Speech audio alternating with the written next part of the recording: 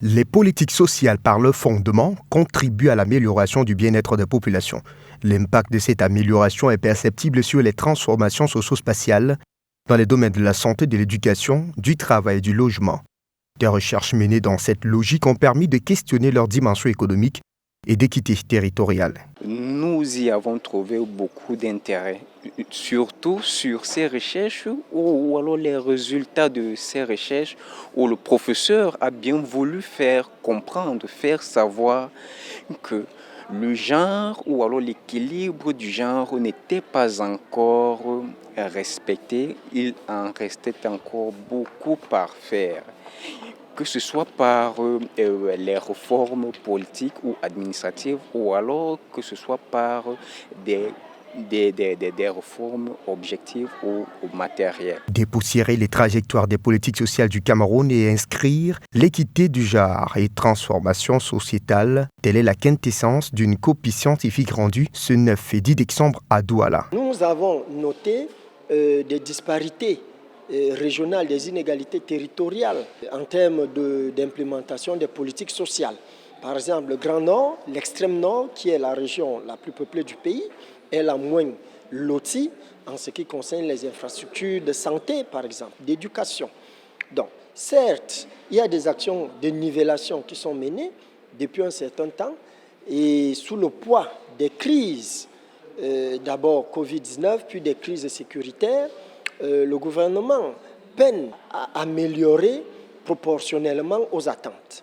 Le principe de participation est bien au rendez-vous de cette mission sous-régionale portée par Institute of Africa Studies de l'Université de Ghana. D'abord, la conférence publique de restitution d'une étude menée par la société savante tchèque Anta Diop, puis la capacitation des acteurs sociaux multisectoriels. Je crois qu'en tant qu'acteur de la société civile, nous comptons véritablement, puisque l'étude qui a été menée par l'association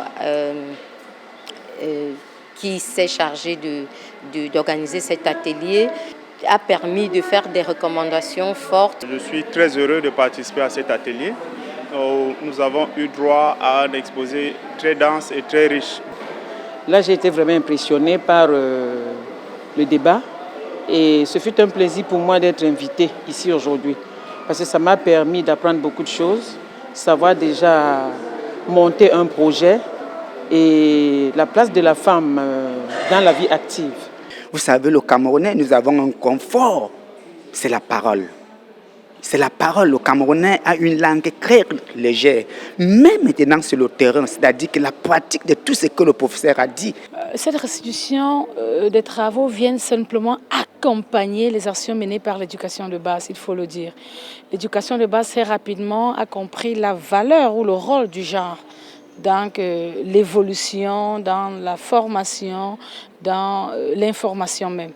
Heureusement que dans les résultats de l'enquête, il vous a démontré que c'est l'un des ministères qui est extrêmement genré. Étant donné que les 4 axes principaux sur lesquels ont été menées cette étude, l'éducation, la santé, le travail et le logement, s'absorbent ou alors rentrent dans ces missions-là, nous y avons trouvé beaucoup d'intérêt, surtout sur ces recherches ou alors les résultats de ces recherches où le professeur a bien voulu faire comprendre, faire savoir que le genre ou alors l'équilibre du genre n'était pas encore respecté, il en restait encore beaucoup par faire.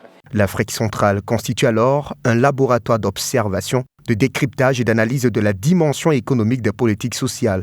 Cependant, peu considérée, peu structurée et partiellement perçue comme levier des dynamiques générées et transformatrices à promouvoir. Nous souhaitons que, lors de l'élaboration des politiques économiques, qu'on tienne compte des enjeux sociaux. Et lors de l'élaboration des politiques sociales, qu'on intègre les enjeux de transformation économique. L'État doit porter la question du genre, et précisément le genre féminin, parce que le genre masculin existe aussi. Le genre féminin fait l'objet d'une discrimination héritée de nos traditions. Voilà pourquoi le genrisme étatique doit beaucoup plus promouvoir le genre féminin. Ce projet dénommé GETSPAR, entendé par politique sociale genrée et transformatrice en Afrique post-Covid-19, ambitionne construire à partir de ses recherches un programme d'appui à la politique sociale transformatrice et équitable en matière de genre pour le développement de l'Afrique.